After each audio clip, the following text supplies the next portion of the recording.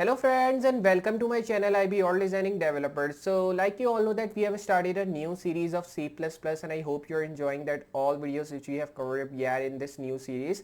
And in this video we will be learning that what are variables in C++.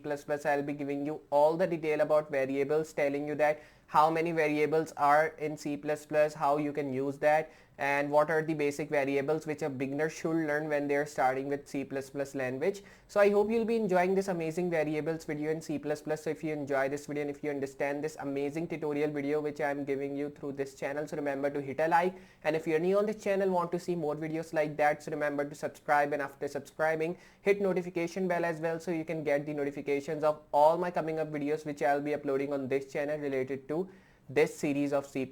So now what we are waiting for, let's move to computer screen and let's get started with this amazing video of variables in C++ from start. So like I've told you in start that in this video we'll be learning that what are variables in C++. So I've written some things about variables, that how you can start with variables and basically what are the important things when we are starting with variables. But first of all, what I'm going to do is I'll be simply moving on to my Google Chrome and I will be opening my online text editor, which is Replit. Like we were using Replit previously on as well when we were just working with C++. So today also we'll be using this text editor here, and after opening this I will be just changing the name of my file, and here I'll be giving the name as variables because today in this video I'm telling you about variables, and that is why I will be writing the you can say a title here as variables in C++. You can deploy your REPL or you can press enter to change the name. So you can just see I've pressed enter and my title is changed into variables in C++, and then I'll be removing all the things from this file and we'll be creating our new codes here, because today in this video I am telling you about variables. So what I'm going to do is I'll be moving on to my Word document again, and here you can just see it is saying us that variables are containers for storing data values, which is a really simple thing. Like it is indicating us that a variable is used to contain store data values. Like variables are containers for storing data values. Like if you want to store any data value, you will be using variable there. And in C++ there are different types of variables defined with different keywords. Like in C++ you can use different types of variable defined with different keywords, and these are the keywords which you can use to use variables in it, which indicates stores integer whole numbers without decimals, such as 123 or 123. It means that integer stores integer number but without the decimal values. Like if you want to add any number without decimal value, if I write 19.99 like in integer, so it will be not defining that number because in that particular number we are using a decimal, but in 123 we are not using any decimal, and that is why you can use 123 in your integer variable, because in that you're not using any decimal value. And if we talk about double, so double is used to store floating point number with decimal. Like if you want to store any number with decimal value, so you can use double there, not integer. Integer is only used to add values like integer values but not with the decimal, without decimal, like 541 123 321, like this you can add values in integer. And in double you have to add a storing float numbers, sorry, you have to add floating point numbers with decimal values. Like if you want to add any number with decimal, so you'll be using double to store that value. And if you want to store single characters such as a or b, so you have to use character value there, which is another variable in C++, and you have to use it in short form, not in full form like character. So the short form of character is char, which means as char. So we use this char to store single characters like a or b, and char values are surrounded by single quotes, so you have to add single quotes when you're adding anything in char. And if we talk about a string, so a string is used to store text such as hello world. String values are surrounded by double quotes. Like if you want to add anything in a string variable, so you have to use quotes after the value and before the value as well, so you can add the content in between two quotes. And if you want to use a string, so basically string values are surrounded by double quotes, which I have already told you that you have to write the quotes in start and in the end, and in the center of both quotes you have to add your element content. And if you talk about this bool variable, that why we use this bool, so basically bool is used to store values with two states, true or false. If you want to add any value with two states of true or false to get the output that what you're getting, so you have to use the value as bool, or you can say it as a variable as well to store values like true or false. Now what I'm going to do is I'll be adding these all values in my C++ code so you can understand more about it. So what I'm going to do is I'll be starting with creating a new HCS C++ starting code, and then I'll be writing here as using namespace std, and then I'll be writing here init main like this, and then you have to create a curly bracket here. Then I will be adding first of all init, which was our first integer. Like if I show you here in my Word document, so this was our first variable in which you have to store a value without decimal. So you can add any value here, like if I add 1 2 3, so this is our integer which we have added. Now if we want to add any other value, so you have to close it as well. Now if we want to add any other value here, like if I talk about, like if I move here, and then if I want to add a double value to store a floating point number, so what I'm going to do is I'll be adding a double here. So here I will be adding this double. You have to use count there, so what I'm going to do is I'll be using count like this, and then in this count I will be writing here as integer equal to, and in this integer I'll be writing 1 2 3 like this. And now here I will be just writing this function, and I'll be ending the function by using this endl, so you can just see this. Now after writing these all things, you can use some different values as well. Here we have used previously, so you can press Ctrl Z to get all the values. Like you all know that like this we were getting the values. Now in the place of this hello world, like if I write any value like init, and in this init if I write a value like 1 2 3, so you will be getting this init as a value 1 2 3, and if I run this, so you will be seeing that we are getting an error because we are using a equal to here. But when we have to write anything, so what I'm going to do is I'll be using this tag here to get what output we are getting, or you can use the equal to with a different value if you want to use in C++. So I will be removing all these things from here, and if I want to use this init equal to 1 2 3, so what I'm going to do is I'll be first of all adding hello world here so we can get the output, and now you will be getting your hello world working here. Save here, run, and you will be getting hello world here like this. Now if I want to use an integer value, so I will be moving in this code, and just in the place of this count I'll be writing init like this. And now in init if I write a value as 1 2 3, so you will be getting 1 2 3 working, but we will be using count here, and that is why we're using count here as well. And now in this I'll be writing an integer equal to 1 2 3.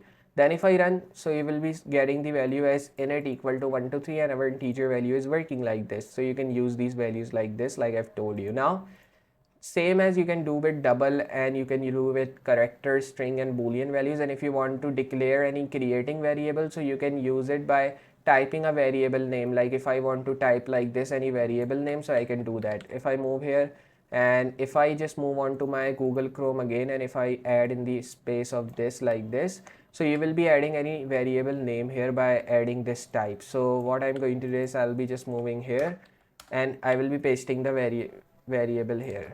Now I will be writing here init, like if I want to add a integer like init, so what I'm going to do is I'll be adding here init like this, and in this init if I write a value as 1 2 3, so you will be getting the value 1 2 3 as defined here. If I run, so you can just see we are getting a defined error which is saying is that it cannot define. But if I write this value here like integer 1 2 3, so you will be getting this integer 1 2 3 defined here. But we will be not adding these all things here, because obviously if we add any variable or anything in this init main bracket or in this parenthesis, so you will be getting an error, which is a default thing when we get in C++. So what I'm going to do is I'll be using a count function, or you can use any of the init function if you want to use, so you can get the output here, which is called a integer thing. So here you can use like this anything you want to use. You can define any integer tag here, so you can get the output. And in integer if I write a value like 1 2 3, so you will be getting a thing like you will be getting an integer defined as 1 2 3 here. If I run, so you can just see you are getting an error which is saying is that this is not defined. So you can use equal to here like this if you want to, so you can get the output here. But if you don't want to, so you can use different things here. Like if I move on to my variable, so where type is one of C++ types such as init, and variable name is the name of the variable such as x or my name, the equal sign is used to assign values to the variables. Like if you're using equal sign in any variable, so it is used to assign variables to the, it is used to assign values to the variable. And if you want to create a variable that should store a number, look at the following example. You can use this example. Create a variable name, create a variable called mynum of type init and assign it the value 15. Means you have to assign a value with the name of mynum variable in init as 15, and you will be getting this output. So if I just run this, and if I just move on to my browser, and if I assign this value like this, so what you will be going to do is we will be just running it to get the output. So you will be getting output as 15 because in an integer value we have written that we should be getting any number as defined. So like this you will be getting 15 defined. And now if I want to use the double, so I will be using double, then I'll be giving my variable name, and I'll be giving my variable name as mynum2 equal to 14. Then I'll be writing count, and here I will be writing as mynum2 to define it. And what I'm going to do is I'll be just saving it, and if I run, so it is giving me error because I've used like this. So here I'll be closing it. Now it is giving me error again if I run. So you can just see it is showing me 14 after this. So I'll be now doing like this. I'll be using a endl as well. So here I'll be using endl, so I can get a space as well, one line space, run, and you can just see now we are getting a one line space after 15. Now what I'm going to do is I can use a decimal values here as well. Like I've told you in start that in double you can use floating values as well if you want to use, but in integer you cannot do that. So you can just see now we can use floating values as well in double. And like this, if you want to use some other things, you can also use it. Like I've told you in start that we were using some other things as well, which were like, if I move here, so the other thing which we were using was character, and it is used to store one value. You can use it. You can use a string to store any string like hello world or any name of the string you can give it. Then if I move down, so these are some other examples that how you can create a variable and how you can give a value to a variable. You can declare a variable without assigning the value and assign the value later. Then note that if you assign a new value to an existing variable, it will override the previous value. Remember that if you assign a new value to an existing variable, then obviously it will be overwriting the previous value which you have written. So just you have to understand this thing, which is really important. Then if we talk about comment, so you can use comment as well. Like if you use my num is 15, which means that my number is 15, so you'll be getting the output as 15 because obviously you have created a variable with init mynum equal to 15, so you will be getting the answer of 15 as well, or number of 15 you can just say. Then if we talk about other types, so these are some other types that you can use in your data types here, and you will learn more about the individual types in data types chapter. Then if you want to display variables, you can use the count object, which is used together with the operator to display variables like we have used.